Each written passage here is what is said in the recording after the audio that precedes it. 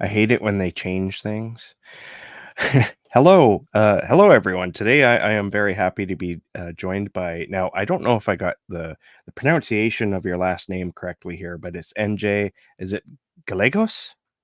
Gallegos. Gallegos. Okay, I'm sorry.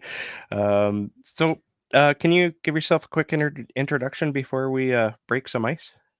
Absolutely. And thank you for having me on your show. Oh, I absolutely. apologize about the camera for whatever reason it's not working because my shirt is great. But anyway, um, I'm chatting with you guys right now from the Midwest. However, I'm from Colorado. Went to medical school in Missouri. Currently work as an ER doctor who writes horror on the side. I have three cats, one of which you could see if my camera was working. So sorry, guys. Yeah, I was kind of hoping to see Cat Bane. You like his thick body, do you? I like his name. Cat Bane. I love that. Yeah, he's pretty great. Yeah. So before I hit the live button here, first, why don't you tell us what books you've written? Absolutely. So I have two novels. One which is The Broken Heart, and that follows a abused housewife who gets a heart transplant from a serial killer with bloody results, as you can imagine. Mm. And then my upcoming book that debuts on the 15th of this month is The Fatal Mind, in which a neurologist invents these chips that are implanted in the skull that inhibit migraines, but the side effects are murder. The side effects are murder. I like that. Like the side effects are murderous. They say that one at Homicidal. the very end of the commercial. They're like diarrhea, vomiting, murder.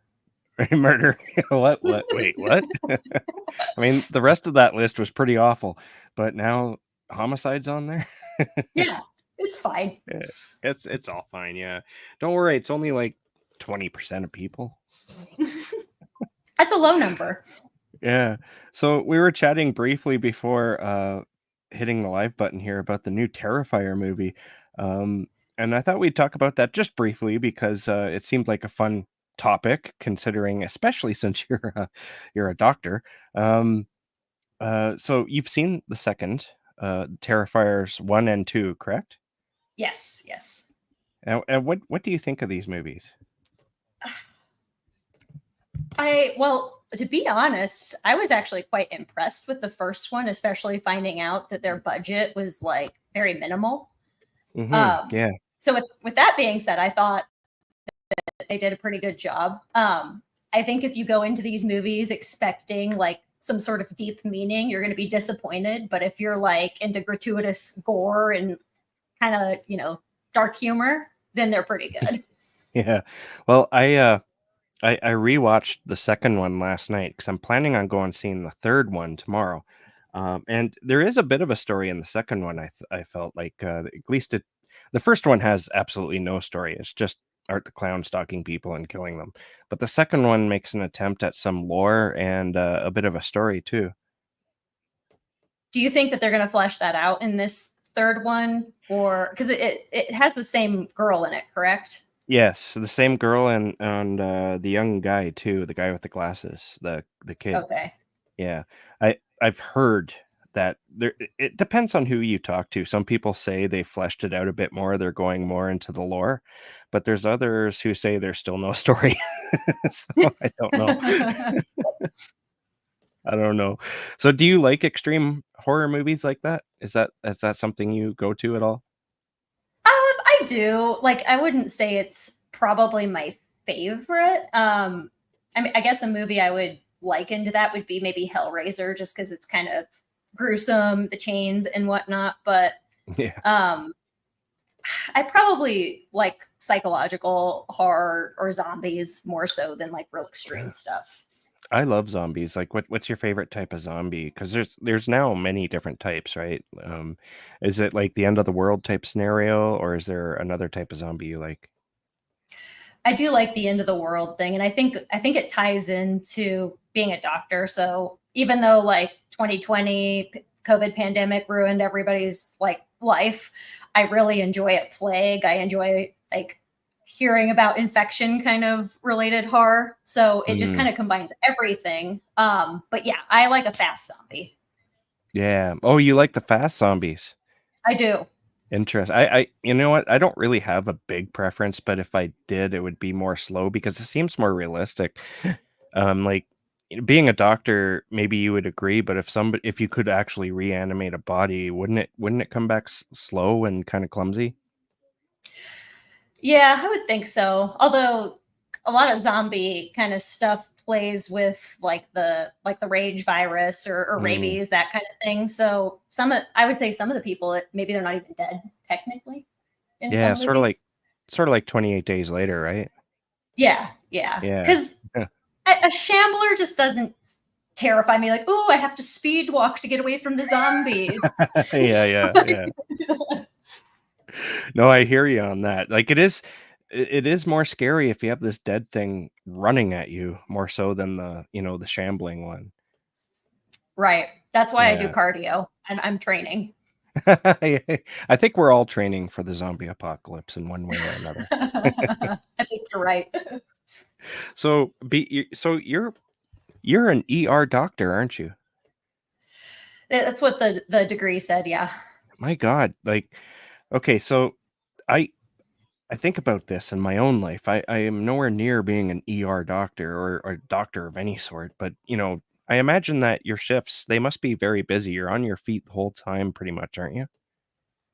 Yeah. And so I work at a community hospital, so it's not as you know crazy, I guess, as like an academic center that has a lot of specialties. But I mean, an ER, anything can walk in, so you can be totally chill, and then 2 seconds later, everything is just chaos. Mhm. If you work during the daytime hours when most people are awake, you're pretty busy. But I've done a couple of night shifts recently because our medical director is on maternity leave, Mhm. and like it's been nice. Like you see 8 patients in 9 hours, you get to surf YouTube and get paid. It's not terrible. Yeah. Is that what your shifts are? Are they like 9 hours or do you do 12 hours? We do 9. Oh, it's not so I don't do very well at 12. Yeah, I hear you. I used to work at a factory doing 12-hour shifts, and that's hard, especially when you're running around the whole time. Yeah, because you're not going to get up and work out or anything before that because you're going to get your sleep and then you're going to be exhausted by the time you're done. So the day is just a Exactly. wash. And that's where I was coming from because I was thinking 12-hour shifts, and I'm like, how do you handle being a doctor and finding the time to write? Not only just write, but you also podcast as well. Like, where do you find the balance for all this? Hermione's time turner. I stole it, so I just use that. Can I get one? Are they for sale anywhere? I'll see if I could like 3D print you one or something. We can figure it Oh, out. that'd be sweet. So I was wondering, before we move on to your book, I just want to ask maybe one or two more doctor things here, because you're a doctor and you're also a doctor who likes horror. I was wondering, have you ever experienced something that was like really spooky while working? And not to like minimalize anyone's tragedy here, but have you ever come across something that really spooked you out? Yeah. Oh yeah. A story does come to mind, and obviously I cannot divulge a lot of details regarding it, but Of course, yeah. es- essentially, we had a patient that came in who she was older. She had wandered away from her home and she had some mental illness problems. Hmm. And we were in the room and she started speaking to herself. And Hmm. then, like the drop of a pin, she changed, like her face changed, her voice changed, and it was like this guttural, manly voice. Oh wow. And yeah, yeah, like I got out of there. I was like, I've seen this fucking movie. I'm done. Bam. No. Maybe maybe I was like a possession type outbreak happening. That's kind of what it reminded me of because like you can tell when people are kind of putting on like a show. Yeah. There is a degree of that at times, especially if the police are involved. But that was not that. Yeah, yeah. One thing I reading your book, The Fatal Mind, you you sometimes going to some crazy ER stories in there, and I have to wonder, is it like that? Like mostly it has to do with like mind altering narcotics or alcohol. Is this something you're faced with every shift? Oh, um, you're never ever bored. Like you think that you've seen everything, and then you'll go to work and you're like, wow, nope. Like sometimes I wonder if I'm on candid camera because it's so like it's like a play almost, I guess. Like Yeah, it's like, is this real, you know? I can only imagine. What do you do to help yourself de-stress? Mm, running's huge. I've always been a runner. You know, I did cross country starting I think in middle school, and so that's a big de-stressor for me. I just put on, you know, my EDM music, run, and that gets a lot of it out. But writing is a form of therapy for sure. And I would be remiss if I did not mention my Wellbutrin and meditation. Hey, you know what? Meditation is something I've been into for the last couple of years, and also medication. But both of those do wonders. I can't express to anyone listening who's suffering from any sort of mental illness or stress disorder to seek these things out. It's of course talk to your doctor about medication, but the meditation you can do for free and anywhere. What kind of meditation do you do? I originally signed up for Headspace, that app. Hmm. And they kind of have like some introductory courses. And so initially, I think they started out as like, you know, 3 minutes and you work your way up to about 20, but it's semi guided. At the beginning, they give you a little bit of a adage or whatnot. So I Awesome. found it incredibly helpful. Excellent. The Wellbutrin, I have been on that myself, but they subscribed that to me. Subscribed, prescribed that to me. Oh, when was it? It was like I think it was the early 2000s, and they prescribed it to me to help me quit smoking. I quit like 14 years ago, and it wasn't because of that medication. That medication was kind of weird. Did When you first went on it, did you have any weird experiences? I felt very thirsty and I guess jittery initially, and then it settled down.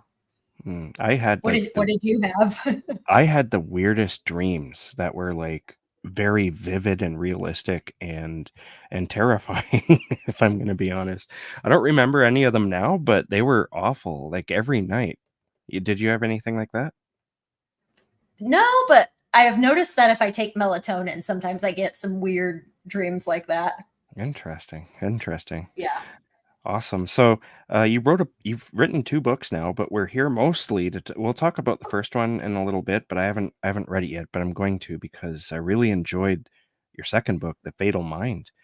Can you Thank tell you. us just you already described what it's about, but can you go over it again uh, just for a refresher? Yeah.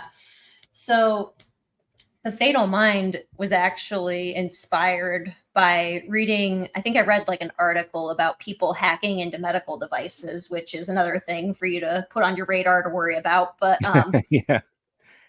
yeah, people were hacking into like defibrillators, pacemakers, pain pumps, like So, that kind of thing. you can actually do that? That's crazy. Yeah, yeah, because a lot of times, so like people that have defibrillators or whatnot, if they come in, we can actually like interrogate it remotely and Oh, see if it okay. was like a bad heart rhythm or whatnot. But I mean, if you have a little bit of know-how, I guess you can hack into these things and, you know, take them offline or dump all of the medicine in at once or whatever. Yeah. Oh, that's terrifying all in its own. So this inspired you to write The Fatal Mind? Yeah. Initially, I wanted it to be more of like the doctor is doing this for nefarious ends. Like, you know, you implant this chip in people and you can control them. But Mhm. I didn't find that as interesting because it's just, you know, like a mustache twirling evil doctor. Like it's kind of a Yeah. trope. Yeah. Yeah.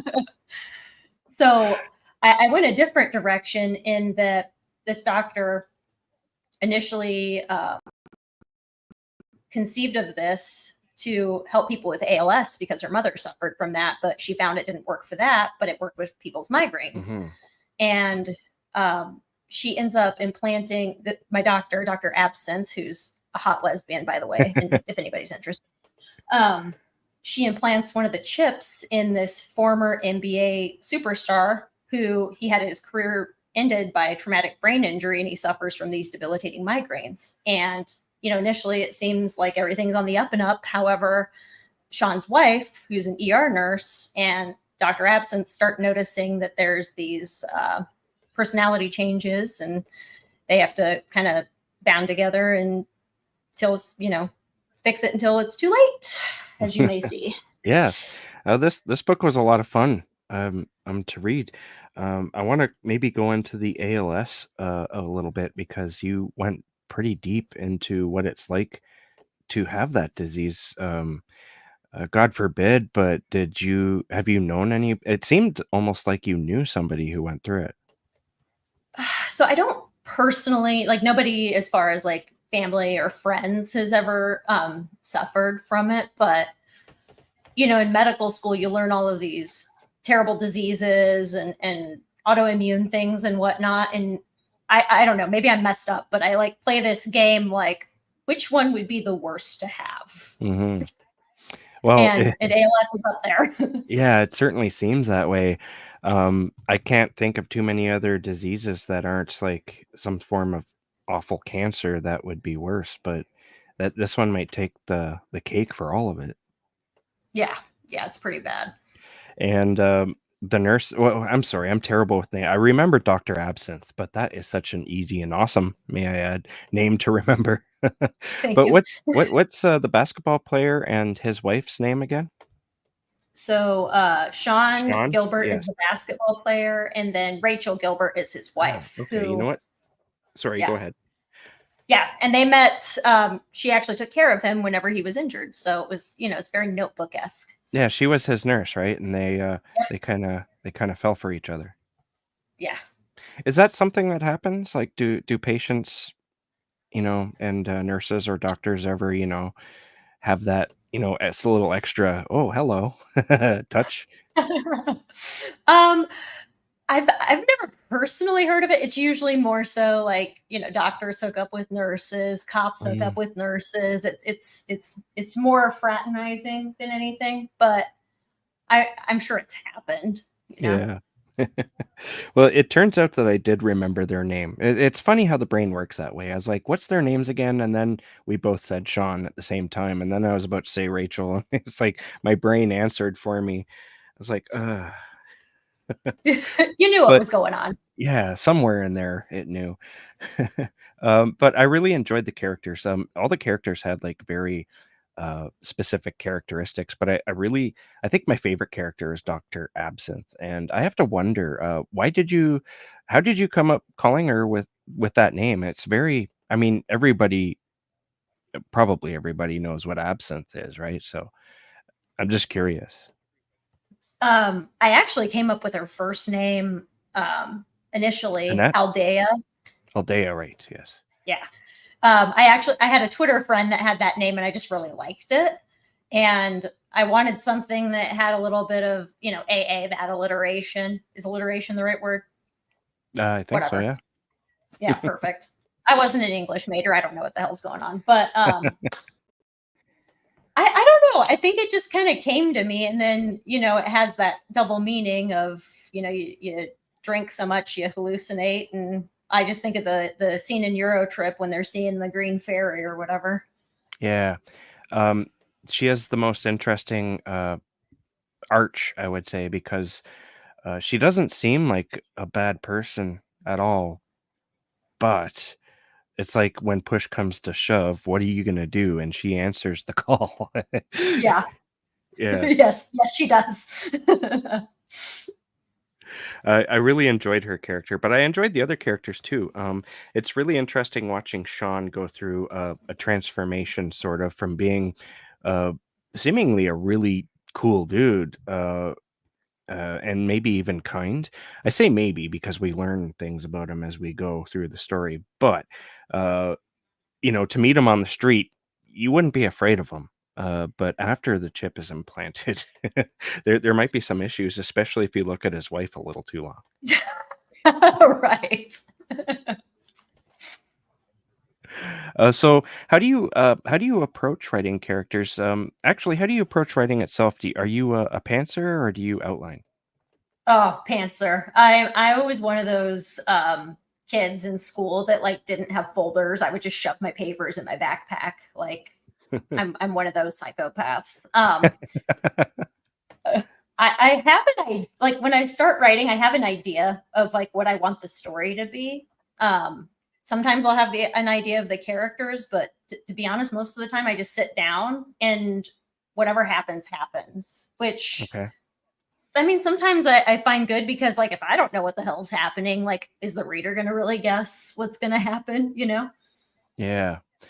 And that sort of to get ahead of my questions here. The ending kind of surprised the hell out of me.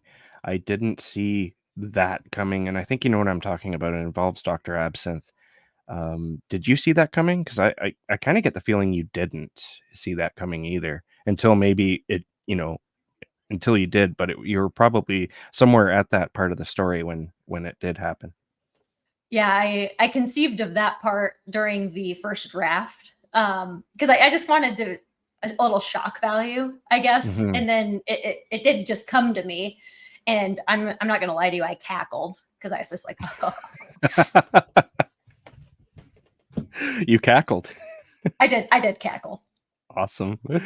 Do you cackle often when you're writing? Like, is this a thing? Like, especially if you like, do you ever get yourself like really excited where you find yourself like either laughing like that or fist bumping the air? Yeah, probably more than I should. Probably any time that I cackle, I should probably book a therapy appointment, but instead I just cackle by myself, you know? Yeah, yeah. I can see the therapy maybe only because of what we're talking about, what Dr. Absinthe here did, but but no. I mean, all writers, I think maybe you felt like I don't know. I can't speak for you, but I'm thinking maybe it was just the adrenaline of like, holy cow, like, Yeah. yeah, Well, and I liked obviously if you want to know what we're talking about, everyone by the book, but I yeah, liked kind of leaving it a little bit cliffhangery because I'm kind of a jerk like that. I like to do that to my books, but um this I have kind of a thought that perhaps things don't go so well with the chip again, and maybe I could do some sort of zombie novel afterwards. oh, that would be sweet. I would love that. Yeah, that's kind of what I have boiling in my brain right now. So we'll see Oh, if it happens. awesome. Well, I kind of hope it comes to fruition because it would be interesting to see where you would take something like that. Yeah, we'll All right. see. I'm sure it'll be messed up. Yeah, well, we have a question here from the comments. It's from Leslie Powell McCarthy. Thank you for asking this question. Is medical horror considered science fiction? Ooh, I think at times it can be. Although, to be honest, as far as this book goes, this potentially could happen in real life. Not to say that Mhm. they've invented a migraine chip, but they have devices that are somewhat similar, like a vagal nerve stimulator that's supposed to help with like tension headaches and help with seizures and whatnot. So I would say medical horror flirts with science fiction. How about that? Yeah. Um, and that kind of ties into a couple of other questions I had. You kind of answered the one. My question was how close is medical science away from this type of chip? And you said it's kind of there already, but just not for this, right? Yeah, I mean they're coming up with quite a few things. You know, they have like insulin pumps that you just attach to yourself that are continuously monitoring, your blood sugar and giving insulin and whatnot, reading it out. Like it's come a long way even since I've been in training. Hmm. Yeah. Yeah. And my other question was, what would you classify this book as? Or what is it marketed as? Because I think it's I've heard a lot of people describe it as medical thriller, but I think it is that, but it really dives into the horror, especially at the end. I've been calling it like a medical horror thriller, so kind of a blend between the two. Yeah. And it's also a lot of fun. Did I say that? Thank you. Um, so there's another technical question I have here because I found that the book was written in a really interesting way too. It's not too many books you find different POVs all in the first person. So how did that come about? I tend to prefer first person just because if I do third person, I often head hop because I'll make like little remarks and whatnot. So I find first person to be easier, but I found using three separate characters a good way to move the story along. And it didn't like rehash a lot of things. You just see something from another character's perspective. Hmm. I'm Yeah. wondering why people don't do that more often, honestly, because I found it very pleasant, honestly. Thanks. I see it a lot more, I would say, in like the thriller genre rather than horror. Hmm. Yeah, I remember seeing one, when I was a lot younger, but I can't remember what the name was, and then there's another one, but again, I can't this one I'll remember, but I've only seen it a few times myself. Um, Another question about your characters is, and this isn't an insult, it might sound like an insult, but it really isn't, but a lot of the characters, including Doctor Absinthe, and her receptionist, really had quirky personalities. uh, you know, being the standard quote unquote normal is just kind of boring, Absolutely, yes. you know? And I think and maybe I'm generalizing, but I think that medicine attracts a lot of interesting people. Yeah, I could see that, especially after reading this Yeah. book, yeah. And I think where was it? I heard you telling a story about your college days. It might have been on a podcast, because I listened to a couple of podcasts to get ready for this, where you were the guest. Um, but you were telling some interesting party day stories from, uh, from back when you were in university, and, they do seem kinda wild. I had a good time. Um, alright, Leslie has another question here. She says, "Were there any authors who influenced you, like Robin Cook, maybe?" Mm, I love Robin Cook. Michael Crichton. I mean, yeah, you have to. Mhm. And as far as she's not horror, but she is thriller, Frida McFadden. So she's also a doctor who writes as well. Yeah, okay. I can see that, honestly. I've only read a couple Robin Cooks myself, and 1 or 2 Michael Crichtons, but yeah, absolutely. Um, uh, I was curious, just before I get into any more of the more well, not really. There's one question I have that's maybe somewhat serious, but, I was wondering before we get into that, are you a basketball fan? Because it seemed like you were. You seemed to know a lot about the game. I do like basketball a lot, and I put a little bit of myself in Dr. Absinthe in that like I was a great defensive player. I have good endurance, I'm fast, I'm annoying, but the second I get the ball, Yeah. I double dribble, I panic. So you can't be a very good basketball player if you can't be on offense. You're great at defense, but you're not so good at the offense, right? Right, right. And not to brag or anything, but last December we went and saw Caitlin Clark play in Iowa. So that was Oh, pretty nice. badass. Yeah. Yeah. She's, like, on top of the world right now, isn't she? Yeah, they really shouldn't even like call them three pointers. They should just give her freaking 4 points for them because they're from half court. Mhm.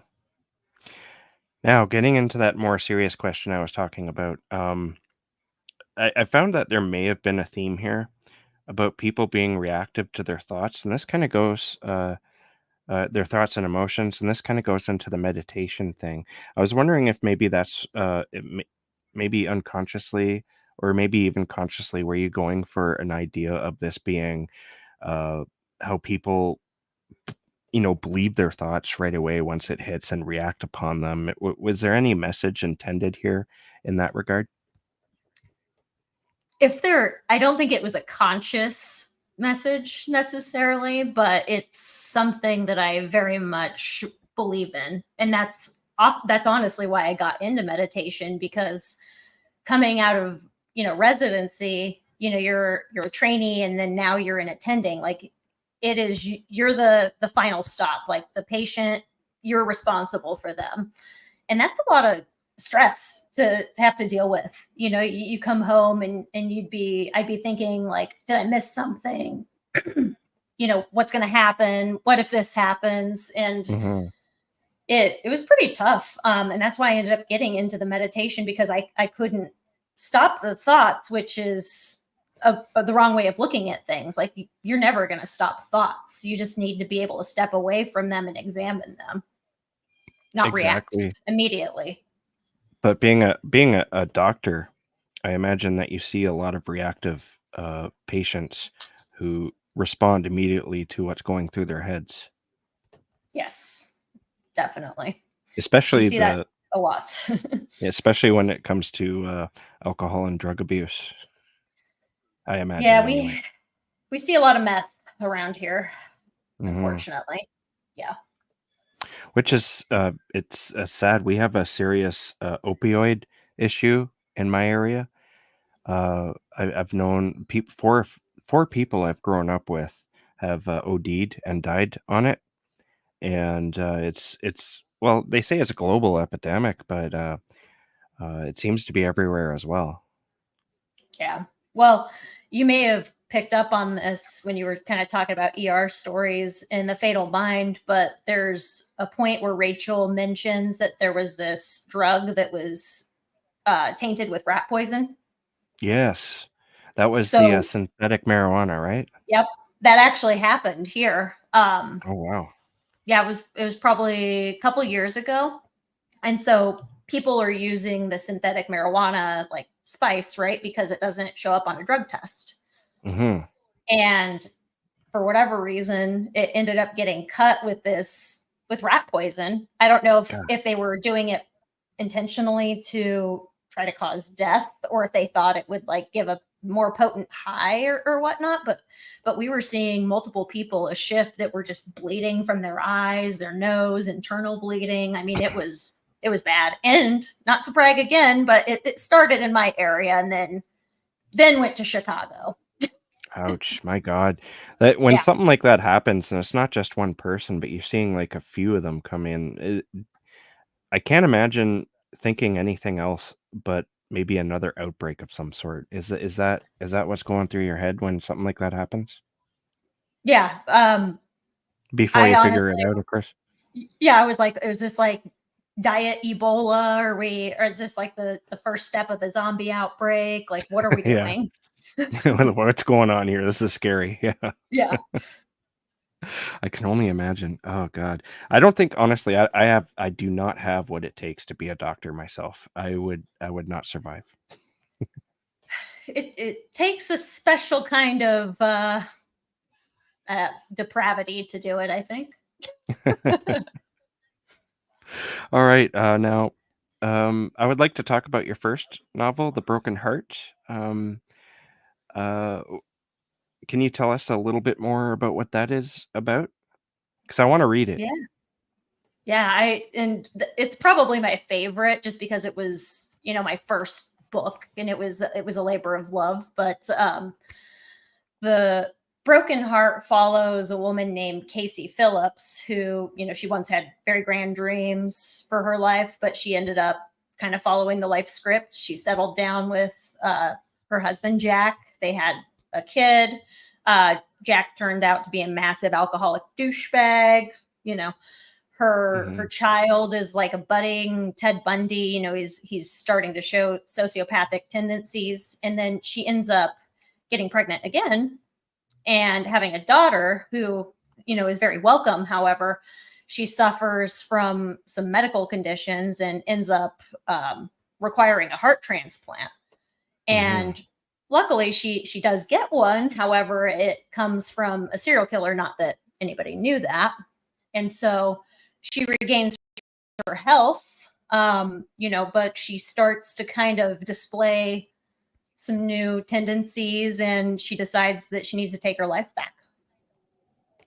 Awesome. Uh, what year did that come out? That was last year. Yeah. Oh, wow, you're pumping them out. Or were these do you have a lot of novels that you've written, and now that you found a publisher, you're finding that you're able to release them faster? Is it something like that? So I have like stories that are a quarter finished, half finished, whatever, that are just Mhm. sitting on my laptop. But no, so the Broken Heart was the first novel I had ever written, and painstakingly worked on that. And while that was kind of in the finishing touches, I started The Fatal Mind on family vacation. Ah. Yeah. Um, how do you are you able to write every day, or do you, write off on your days off, or I pretty much write, like, I don't have a set schedule. I don't make myself write if I'm not feeling it. Like, Mhm. if I'm just not feeling it, I take the time off. But I will write, like, if I work a night shift, I'll wake up and write for a few hours, or on days off, I'll write for an hour or two. And I often have a couple things that I'm working on. So if I don't feel like doing one thing, I procrastinate by doing another thing. So it just works. Awesome. How do you find writing when you get home? Like, is that hard for you to do, after, working for 9 hours? It I think it's almost more cathartic than anything, because often I'll work through stuff that I saw like on shift that you can't allow yourself to really deal with at the time. Mhm. So I just, yeah, put on my music and jump in, and it often goes pretty well. And if, like I said, if I'm not moved to write, then I just don't. Yeah. What was it, was there a book or an author that made you want to, become a writer? It's probably cliche, but Stephen King. Um, Awesome. I I've adored that man, and I was listening to On Writing to and from work, and listening to that honestly was kind of the nightest I needed to start, because he was just like, "Do it, write what you know," and I was like, "Well, I know blood and gore. I could do this." Yeah. So you're a Stephen King fan? Oh yeah, I love Stephen King. I love Stephen King too. I mean, I've been reading him a lot in this past year as well. Um, what would you say is your favorite Stephen King book? The Stand, love The Stand. I love The Stand too. It's, one of my favorites. Um, do you hold like how I don't know if you follow people's opinions like other writers and whatnot, but I find on Facebook especially, there's always people who think that Stephen King's earlier stuff is so much better than his later stuff. Um, I don't know if I agree with that myself, but where do you stand on that? Looking at it objectively, I would say probably my favorite novels of his are the older ones, Mhm. but I don't think that his writing has gotten like less effective. Now, I Yeah. mean, maybe there's something to be said for writing an entire book while on cocaine and not remembering it. I mean, I'm impressed. Yeah. That is impressive. Like, how does your brain even do this while while you're, like, blacked out? Right? Right? I Yeah. think his newer stuff's pretty good too, to be honest with you. Like, I really enjoyed Billy Summers, Holly. Like, Yeah, Holly was I've fun. enjoyed that. Yeah, Holly's great. Have you had the chance to read his latest collection yet? You Like It Darker? I did. What'd you think of that? So as far as his collections go, it's not my favorite. Like, I Mhm. would give Skeleton Cruise probably my favorite collection of his. I There's love nothing it. wrong with that. Yeah. Yeah. I mean, the jaunt, survivor type, like, come on. Yeah, Um, yeah. I mean, the classics are in there, right? exactly. But I still enjoyed it. The I can't think of the name of the story now, and it's the one with the dog and the old man. Oh, I with loved the that alligator? story. Yeah, Yeah, that was really good. I can't remember the name of that story either, but that was really good. Yeah. I loved that one, and I enjoyed. Was it rattlesnakes? That was good. Rattlesnakes was good. Um, Danny Coughlin's Bad Dream, did you enjoy that? That was my favorite of the collection. What did you think of that one? I did like that one, and again, this is why you just got to keep things to yourself. Yeah, yeah. Okay, so, um, before talking, I asked if there was anything you really wanted to discuss, and we're gonna discuss that in 1 second here. There's just one more question about your origins here that I have. So I'm wondering, what is your horror origin story? And besides Stephen King, what were the authors that you first read? Mm. Well, my mother has always been a big horror fan, and she was a single mom, so she would sit down with me and we would watch horror movies, and she would explain things to me, so I wasn't like completely in the dark. But the movie that stands out to me that we watched is Alien. Mm, um nice. yeah, which is probably my top scary movie, horror movie ever. But yeah, I remember, and even this, like, now it's like something's wrong with you, Nikki. But I was like watching people get torn up, chest bursters, everything. And I was just like, yeah, cool. But where's Jonesy? Like, is Jonesy going to be okay? Yeah, that cat that and it spoiler alert, it survives. God bless. Thank God. Yeah. Yeah, Stephen King, obviously. But I did a lot of Goosebumps reading. I loved Goosebumps. And then Animorphs. Were you familiar with that series at all? Vaguely. I know the name, but I never, like, consumed any. Was it books? It's books, yeah, it's a series Yeah. of books, and they're like young adult, but, like, I don't know if they would necessarily fall into the horror genre, but it's essentially, a group of kids that are granted the power to acquire any animal's DNA that they touch, and then they can morph into them, and they do Mhm. this to fight aliens that are invading our minds and trying to infiltrate the human race. So, I Yeah. mean, that's kinda horrific. Yeah, definitely. I'm vaguely I it's, like, there just on the edge of my mind, but, like, the name is very familiar. But, of course, I am familiar with Goosebumps. I've read a lot of Goosebumps books, but mostly in my adulthood, especially after my Mhm. son was born. I used to read them to him all the time. Um, so that's pretty I have an Alien story. How Ooh. old were you when you first saw the Alien, the first Alien? Oh god, probably like 5 or 6. Oh, wow, okay. Yeah, Yeah. I was about the same age, but it was a mistake. I didn't see the whole thing either. Where my mom I was raised by my mom and my grandma, and we went over to one of my grandmother's friends to visit. We used to do this, like, every Wednesday night or something like that, and she lived alone, and, so that's one reason why we did it, just to keep her company. And because I was like 5 or 6, I'm into everything and annoying. So they would plunk me in front of the television and, make me watch something that would grab me and hold my attention so I'm not, like, getting into everything. And they went through you remember the TV guide? Oh, yeah. They went Yes. through the TV guide and they're like, "Oh, Alien, that sounds like a show he might like." So they put me there and, and they're making me watch Alien, okay?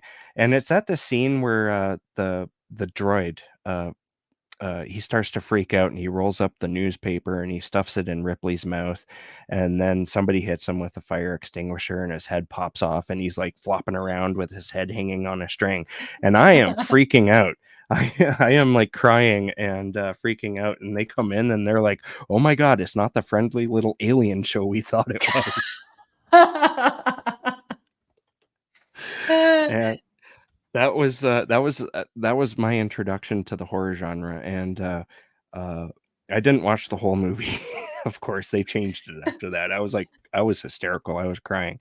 But, yeah, so that was my introduction to that movie. It is pretty horrifying to see Ash just spewing a bunch of like curdled milk and all that, to be fair. Absolutely, especially if you're not ready for it and you're, like, 5 or 6.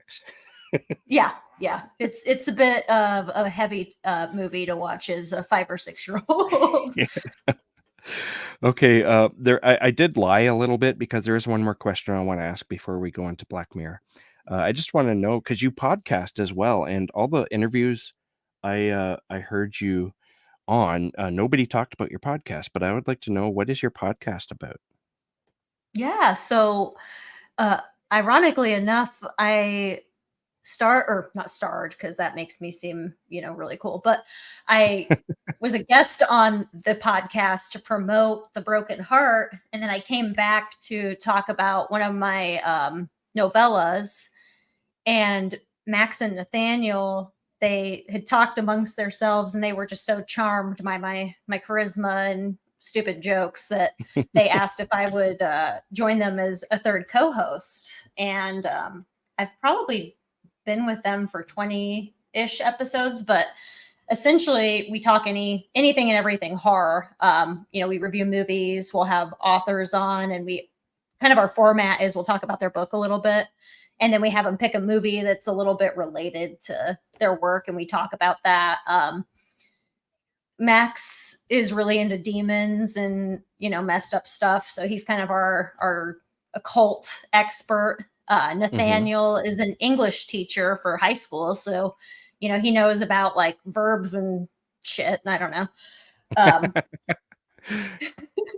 and then I'm the medical one. Awesome. What's the name of the show? The Scream Kings podcast. Awesome. I'm gonna start listening to it 'cause I love podcasts like that. It sounds like it'd be a lot of fun.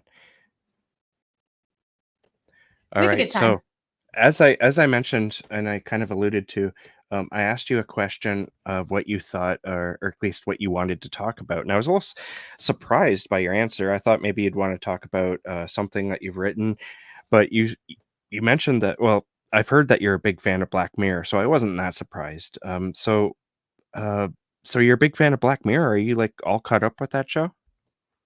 I haven't seen all of the episodes in the last season, but yeah, otherwise, yes.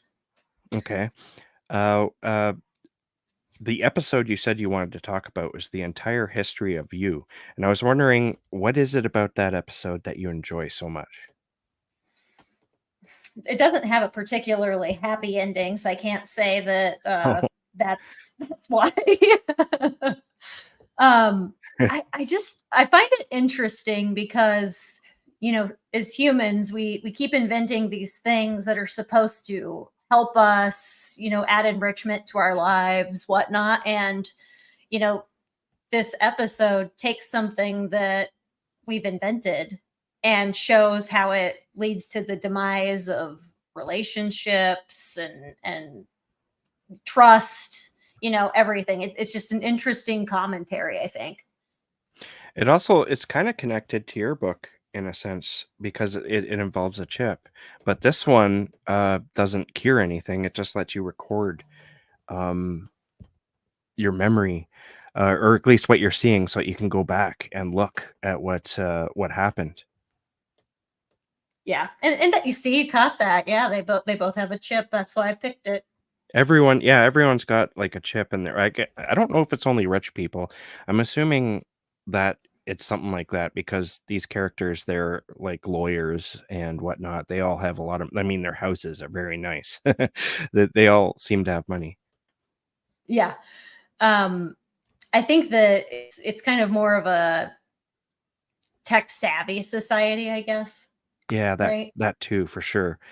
Now, my first thought when I saw this was, "Oh, man, I would love one of those chips," because if only for the reason to stop ruminating over and over things again. And then after the show, I was like, well, maybe not."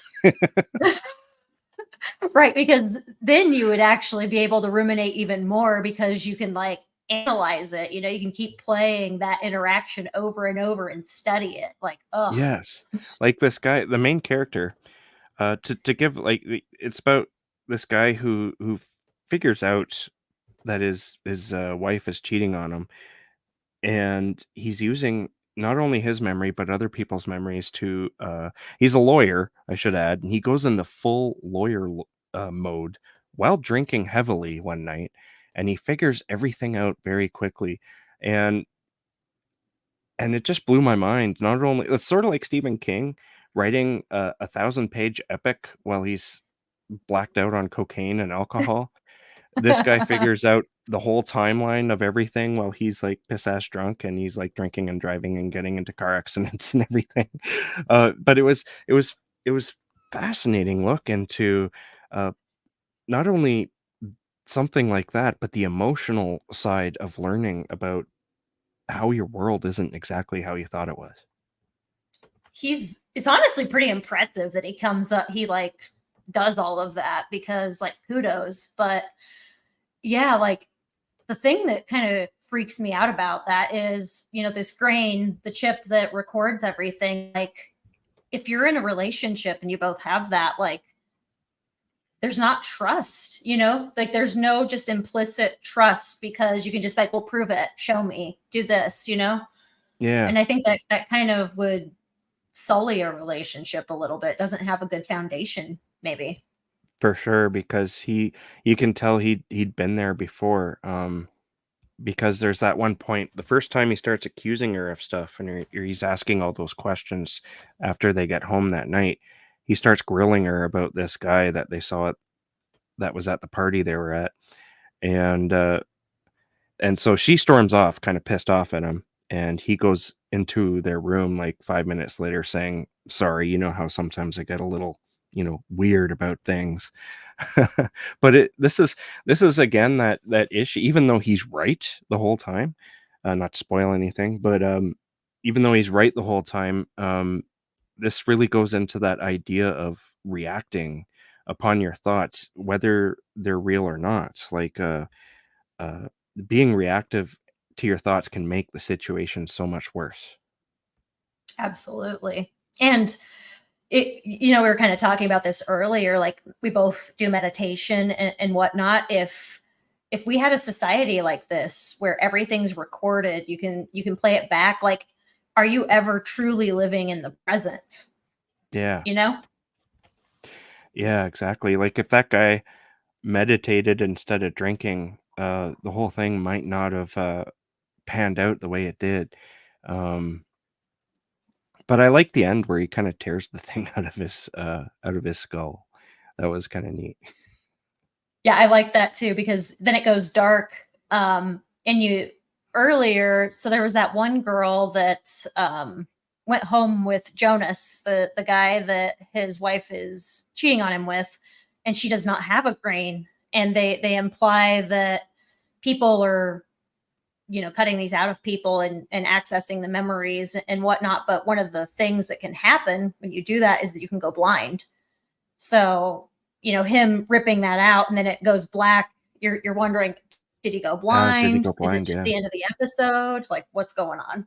Yeah, and it doesn't exactly spell out what happened at the end either. Like, it's you're kinda left thinking, did he do something violent, or are they just simply broken up now? Is this just a story about heartbreak and maybe the extremes of, like, figuring it out? What do you think happened? Do you think he maybe took that step, and maybe in the next room, while he's tearing this chip out of his head, is his well, he wakes up on the bed before he does that, and it's empty, so I don't think she was there. But do you think he murdered her?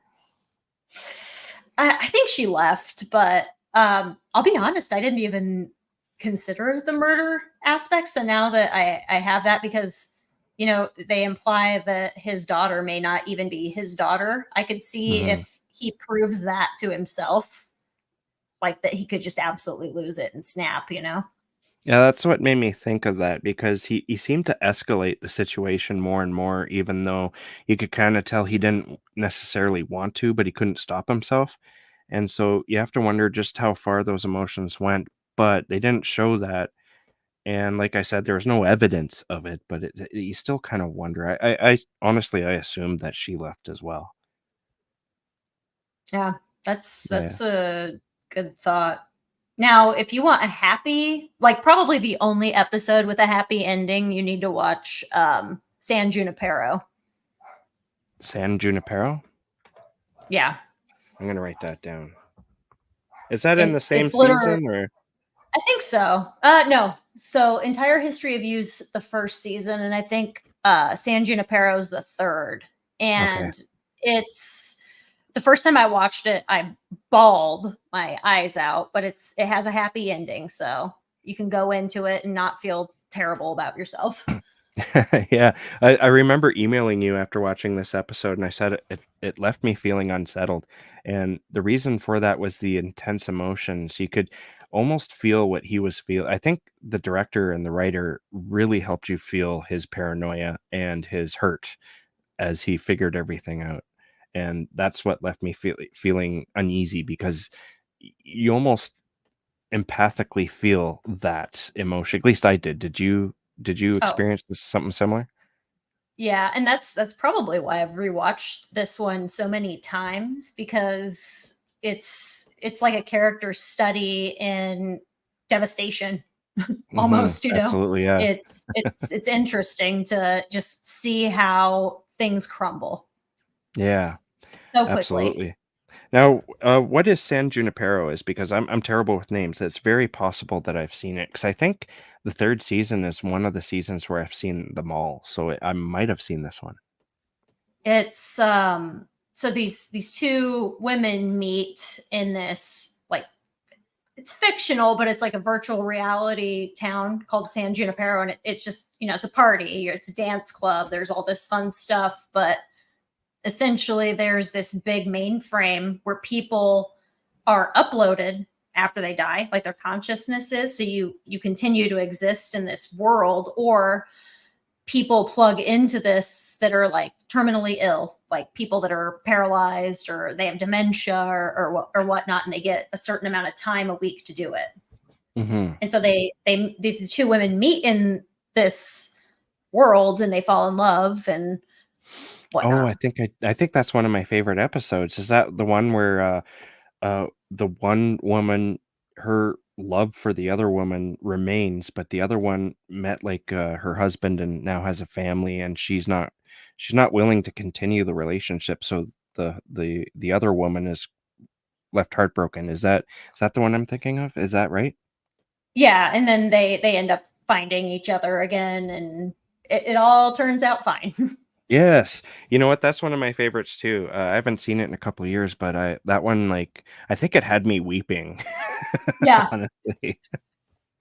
yeah, and it makes me wonder if, like, if that was an option, if that's something that would be like that I would pick or not, because you have to think, like, life is full of experiences, right? Life is full of happiness and pain, and if you don't have the pain, then is the happiness as poignant, you know? So Yeah. if you're in this world where everything's just hunky dory, would it have meaning? Absolutely. You're right, because there's a lot of people out there who only want happiness, and, um, you can't have that happiness. You can't experience it like you can unless you go through those, dark valleys first. And Exactly. there's actually Mercedes Yardley is going through a pretty rough time right now. She's not saying why, and she doesn't have to, of course, but I just saw it on, Twitter yesterday. She said, her day yesterday was like, one of those days where you have to curl up and or you want to curl up and hide from everything. But at the end of that, she said, "But these days happen, and that's okay." And and they she's right. Sometimes life comes at you with everything it's got, and, you have to you have to take it, but the upside is when those bad situations go away, the good things are gonna come back, and it's gonna feel so much better. Exactly. And, like, you have to go through the bad and experience the emotions and the pain and whatnot. But like, I'll be honest, a lot of the turning points of my life have been at a rock bottom point. Like, for example, my whole writing journey started because of like a depression, anxiety, the COVID pandemic. My stepdad was sick with liver cancer. Like, I was very low, Mhm. and I ended up getting on the Wellbutrin, being mindful every day, making myself meditate every day, and I looked around and I was like, wow, people my age are dying and they don't expect that, this could happen to me. What do I want to do with my life? And I had a bucket list that I had written, and one of the things on there was write a novel. And I said, okay, well, I'm gonna do it. And Mhm. I hadn't even planned on anybody reading it. I just did it. And then I was like, well, let's just see what happens. And And that started the writing journey. that's incredible, and do you find that, writing do you find writing as being very cathartic as well? Like, it's almost like meditation in a way because you don't necessarily intend to write about the things that are bothering you, but they're gonna bubble up anyway. Do you find that? Exactly.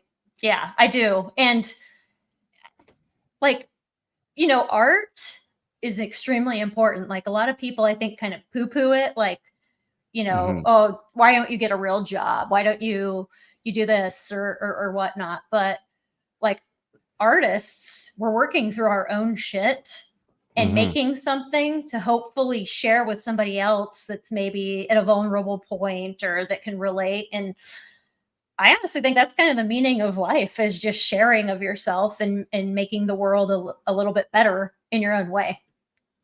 Absolutely. I I've struggled with, anxiety and depression, the majority of my life, and I remember reading and music, you could say that they saved my life, when I was young because I was alone a lot and I didn't have very many friends, but, I did have my books, and I remember, when I was reading, I would read later than I was allowed to, and, uh, and it just felt like balm in my brain that was basically hurting, you know what I mean? Like, it's hard to describe, but it felt very calming, and that's the reason why I also wanted to become a writer and why I've dedicated all my free time to books because it was there for me when nothing else was. Exactly. That's I feel the same way, really. They're an escape. Like, a lot of times when I was younger, my mom was working several jobs. I was left alone to amuse myself. And books are what took me out of kind of a sad situation and gave me something to look forward to. Absolutely. All right. I want to thank you for not only coming on the show but being honest and opening up about depression and anxiety. Uh, I didn't expect that. But one reason why I'm thanking you is because, one of my missions is not only to spread the word of horrific literature to the masses if I can, it's also to spread a message of opening up about mental health. I've been very honest about my own mental health journeys on my channel here before because I think it's important to talk about it in order to help get rid of the stigma that's associated with suffering from depression or any other mental illness. Yeah, absolutely. And I'm glad that we could have a nice dialogue about it. Yeah, Especially absolutely. in medicine, like, you're not allowed to admit that, you have feelings or you're sad, or you're supposed to be superhuman, and it's a very toxic way to be. Yeah. But luckily I think it is changing. How so is it changing? Are they implementing more, ways for you to find outlets in order to maybe, come to terms with some of the things that you experience while working, More such so, as like, therapy? they do offer, that, which is good. As far as like substance abuse or things like that, now if you have issues with that and it's disclosed to them, like they can't fire you for that. They have to help you find rehab or whatnot. Hmm. Um, like whenever I fill out my state licensure stuff, and this is still a thing, there's literally a question like, have you ever suffered from anxiety, depression, and take medication for it? It's like, why is that a thing? You Hmm. know? Do you find that people in the medical field who are more prone to being anxious and depressed, is that where maybe drug and alcohol abuse can come into play more often? I think so. I think a lot of the root of drug, alcohol abuse, obviously it's an addiction and there's like a biochemical process that goes there, but I think a lot of it is we're numbing out. We're not tackling the things that are truly bothering us, so we push it aside. Whereas if you're honest about things, you talk about things, you're Mhm. you're letting that breathe, and you're sharing your experience, so you hopefully can get away from that. um yeah, I interestingly enough, when I did do some online therapy, the therapist said that like 90% of people that pick the ER as their specialty have some sort of childhood trauma that they're dealing with. Interesting. Yeah. Um, yeah, is there like a percentage do they have or They did. So she said like 90%, but I oh, mean, wow, that's a lot. yeah, which, like, who grows up and escapes unscathed by some sort of something? Like, even if you have the perfect family, you're going to be Mhm. screwed up from that somehow. Yeah. I mean, I think there's different levels, obviously, and I don't want to disregard somebody who's been through a horrific childhood, but I think most children have gone through something somewhere, even if it's just like schoolyard bully or a teacher who treated them poorly all the time. There's some scarring somewhere with everyone. I would say I think it just depends on the person it happens to. Mhm. If you have like a if you have it in you to become anxious or depressed, or you already are, it's gonna hit you a lot worse than somebody who maybe doesn't have that issue. Yeah, I agree. Yeah. All right. Now, my second mission, as I mentioned, is to spread the word of horror fiction because that's my biggest love in the world. So I ask this question of everyone, and it is: what author do you think is underrated and you would like to see more people talking about? Mm. I liked this question. It was a good one. And I have to kind of piggyback on the topic of our podcast, medical horror, and mention Bridget Nelson. Are you Okay. familiar with her work? I don't think so, but I'm writing her name down because I want to check it out. Bridget, is it Nelson like it sounds? Yep. Nelson? Okay. Yep. So I met her when I went to StokerCon in Pittsburgh. We were on a panel together about like medical mistakes in writing. Mhm. And she's a former OR nurse, so she does have a medical background. And she is incredible. She has a collection called Bouquet of Viscera, and the cover, first off, is just phenomenal, but the stories in there, like, she has you laughing, crying, wondering what in the hell's wrong with her brain, because there's some splatterpunk depravity in there. Oh, nice. And Yeah. what's the name of that book? Bouquet of Viscera. Okay. Yeah. Yeah. Just that name is like it's suggestive, let's just say that. Isn't it? Yeah. Yeah. When you see the cover, you're gonna be like, "Oh, that's awesome." Yeah. All right. So, I had a wonderful time talking with you. Before I let you go, is there anything you have coming out soon that listeners can look forward to? Yeah, I am actually working with a group of writers. I was invited to join this project. Right now, we're calling it the Revolver Project, but essentially, there's a common revolver in each story, but what happens and who wields the revolver and why changes through each story. So Interesting. I yeah, it's a great premise. And my protagonist is a woman who suffers from a spinal cord injury, so she's wheelchair bound, Hmm. and she's bent on revenge. And that's what's it called again? Revolver.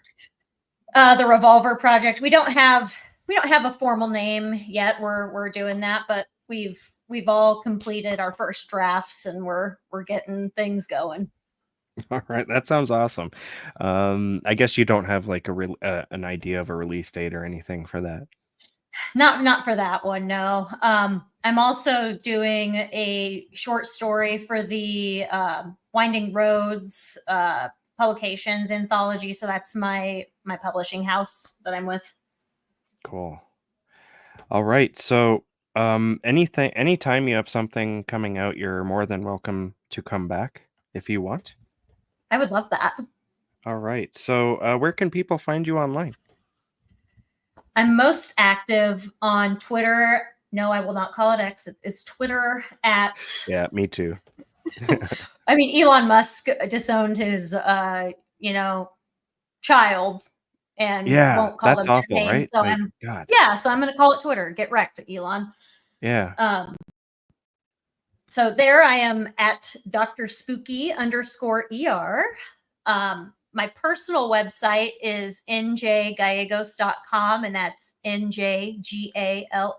NJGALLEGOS.com.